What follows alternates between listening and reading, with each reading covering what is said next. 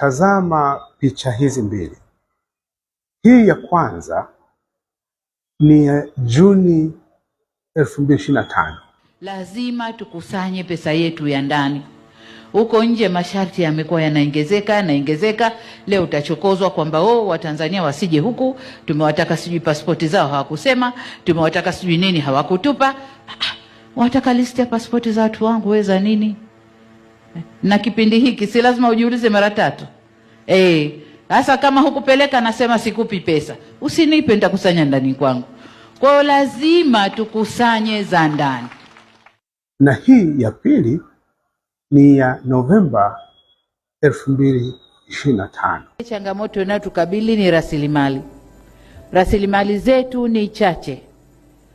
Kama mnavyojua, mara nyingi tunategemea kupata kutoka nje, mikopo kutoka kwa taasisi mbalimbali za kimataifa, mabenki ya kimataifa, lakini yaliyotokea nchini kwetu yametutia doa kidogo.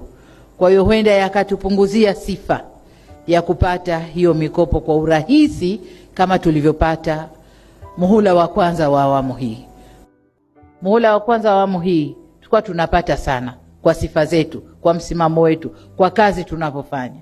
Lakini doa tulilojitia huenda likaturudisha nyuma. Kwa maana hiyo, tuna kazi ya kutafuta fedha humu ndani, kutumia rasilimali zetu alizotupa Mungu.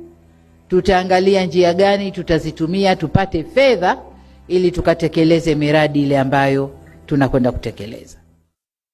Hotuba mbili hizi za mtu mmoja zimepishana miezi 5 tu.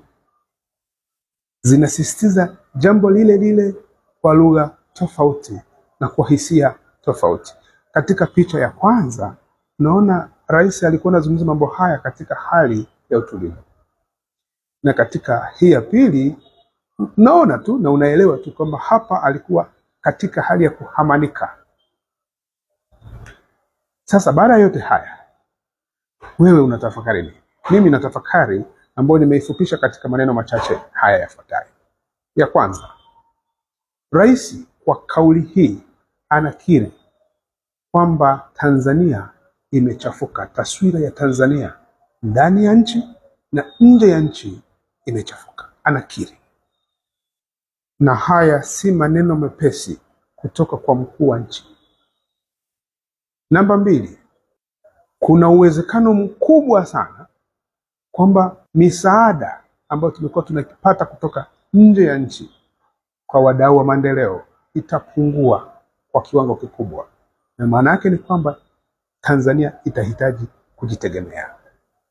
Kwa kauli hii, maana yake ni kwamba rais anawaambia wasaidizi wake wote kwamba sasa hali itakuwa ngumu, hebu tutumie rasilimali zetu wenyewe, hebu tukusanye kodi kwa wingi sana, na hebu tutumie pesa hii kwa uangalifu, kwa sababu yule jirani tuliyekuwa tumezoea kumtegemea zamu hii hayupo. Namba 3, rais anaiambia dunia kwamba hata yeye anatambua kuna tatizo Tanzania.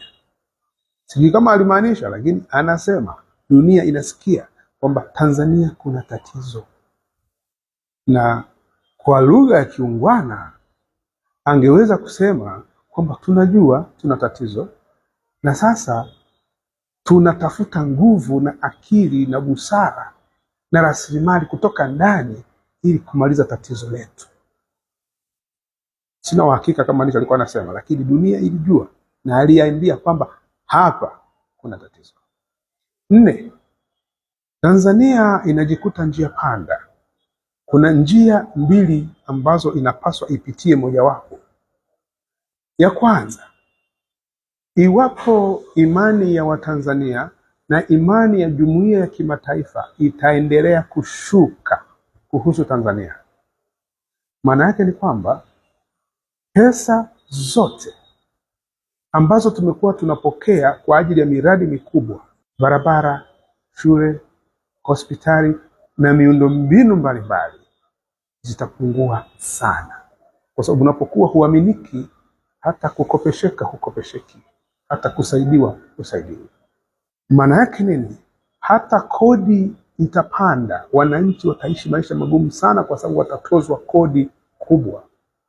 Maana yake vile vile ni kwamba nchi itatafuta mahali pa kwenda kukopa kwa masharti magumu, na maana yake ngumu pia kwa Watanzania ni kwamba serikali inapokuwa imebanwa sana, haiwezi kupumua, uwezo wake wa kutulia na kuongoza watu kwa akili nzuri unapungua. Inakuwa serikali inayogandamiza zaidi, inayominya kila kitu, ambayo sasa itakuwa mbaya kuliko hii iwapo imani ya Watanzania na imani ya jumuiya ya kimataifa itashuka, kaendelea kushuka na kushuka. Hayo ndiyo taja yanaweza kutokea. Sasa ni vizuri kuepuka njia hiyo, kwa sababu ipo ya pili. Iwapo serikali itafanikiwa kurejesha imani ya watu wa Tanzania, maana yake ni kwamba jumuiya ya kimataifa itatuamini, na nyumbani tutatulia, mambo yatakwenda taratibu na kwa wema zaidi. Tutapunguza mihemko, tutapunguza kuhamanika, uongozi utakuwa uongozi na wananchi watatulia, na vile vile demokrasia itaimarika iwapo tutafanikiwa kurejesha imani, na vile vile iwapo imani hiyo itarejea, taifa itarudi katika uimara wake wa siku zote, na labda tunaweza hata kujitegemea katika kujiendesha. Tafakuri yangu ya tano ni serikali ifanye nini katika yote haya yaliyotokea na hali tuliyomo. Ifanye nini ili tuondoke kwenye mtanziko huu? Maana wadau ni wengi wanapaswa kufanya, lakini serikali yenyewe ifanye nini? Maana hapa tunajadili kauli ya rais. Moja, serikali ionyeshe uwajibikaji. Yote yanayolalamikiwa yachunguzwe katika uhuru na ukweli na uwazi, ili imani ya watu irejee. Mbili, serikali ijenge imani yake upya kwa wahisani, izungumze nao na ikiri makosa, na iweke msimamo wa wazi kwa kauli na vitendo unaotoka moyoni kwamba mambo haya hayatajirudia, na kuna mbinu 1, 2, 3 ambazo tumeamua kuzifuata, na mkakati wetu ni huu katika kuzitekeleza. Kujenga upya imani kwa ndugu zetu, rafiki zetu na wahisani wetu na jamii ya kimataifa kwa ujumla. 3, rasilimali zetu tulizo nazo, kodi inayokusanywa, vitumike kwa uaminifu, kwa uangalifu mkubwa sana kwa ajili ya Watanzania, kwa ajili ya wananchi, kwa ajili ya kutekeleza yale ambayo yanasababisha matatizo yote haya. Kwamba tunacho kidogo, basi tukikusanye, tukitumie vizuri kuwasaidia na kuwafaa hawa Watanzania ambao ndio wanaonungunika. 4, inahusiana na hiyo ya 3, kwamba kwa muda mrefu tumekuwa na serikali ambayo inatumia pesa katika matumizi ya kawaida zaidi kuliko maendeleo. Sasa iache kutumia na kutapanya pesa ovyo katika mambo ya anasa, ijielekeze katika maendeleo ya taifa. Haya mabilioni ambayo yamekuwa yanapotea kwa sababu ya kutokuwa makini, sasa hayarudi kwenye mstari sahihi yaweze kusaidia Watanzania. Na 5, kuna mkwamo wa kisiasa.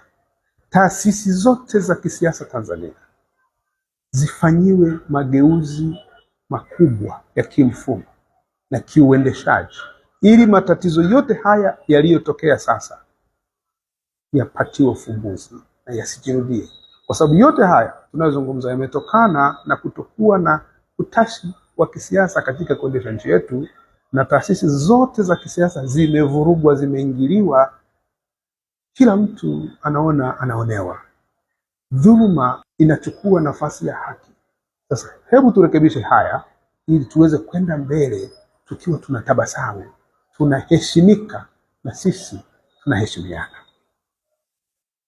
Kwa hiyo kwa kifupi ni kwamba kauli ya rais inaonyesha kwamba kuna kitu hakiko sawa, na hicho kitu kama hakiko sawa, basi tukirekebishe.